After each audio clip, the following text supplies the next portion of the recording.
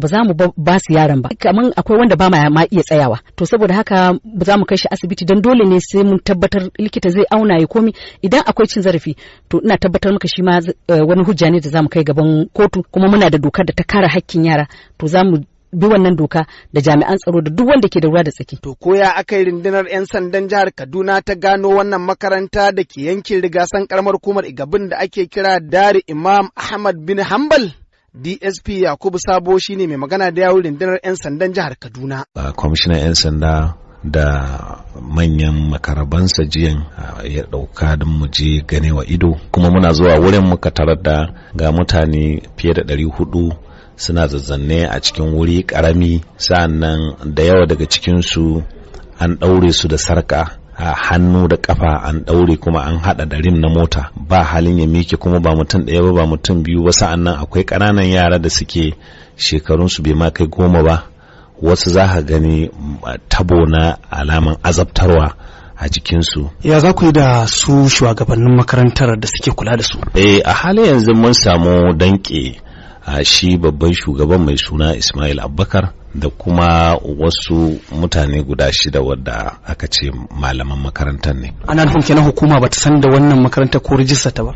Ma'ana makarantar ba ta da rijista, a bisa bayanin da jiya muka nemi ko in suna da rijista su nuna mana, har yanzu babu wannan bayani na cewa ga rijistar da aka yi. Ya zuwa cikin daren Juma'a nan dai wasu daga cikin ƙananan yaran da aka gani a wannan gida sun yi wa shirin muryar Amurka ƙarin haske akan irin halin da suka tsinci kansu a ciki a lokacin suna waccan makaranta. Aliyu, shekara ta 8. Daga ina ka zo? Da can Onacha.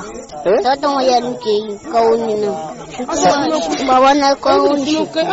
Sunana Uzair Salu, shekara ta 13. Yaushe aka kawo? Shekara 2 suka ce baya. Ana duka sosai kuma ana wayar luwaɗi. Ɗalibai ne. A cikin ɗalibai 'yan uwanku?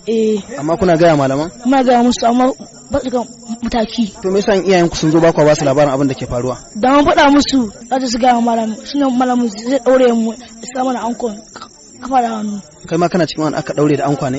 Ina ciki. Daga ina kai aka kawo ka? Ni daga abin angungu. Na yi bagari. Ainihin baba na kawo ni. Kana cikin wani aka daure? Na zo da iru 20 a kaina amma da sun zube. Saboda yawan dukan da ake, ana tashi mu karfe 2 na dare. Amma gaske ne ana luwaɗi? Da gaske ne ana luwaɗi. Su waye suke luwaɗi? Ɗalibai ne. Yan uwanku ɗalibai manyan kenan? Sunanka? Jibrin Musa. To amma ba sosai ba, sai kuma dukan mu ɗin da ake yi. Maza suna amfani da mu. Kuna cikin wani aka ɗaure? Abata nan ma. An yi yankin ɗina. Na sha wahala. Wa ya kawo ka makarantar ne? Mama ta kawo ni. Baba na bai masu an kai ni ba. Kana cikin wani bakun lafiya? Abata ta lalike, wadi ma take yi. Hangin ne wannan. Hammata ta yage. Ya ne hangin, me hangin? Ɗaura mutum haka. A sa tebur. To ko me wasu daga cikin iyayen waɗannan yara da suka biyo sawu don ganin an sakan musu yaran za su ce? Sunana Abubakar. Kana da ɗani? Ɗani nake da shi. Ku ko kawo shi wannan makaranta?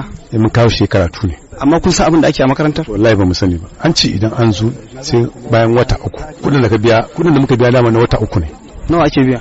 90 ba ɗaya. Sunana Ibrahim.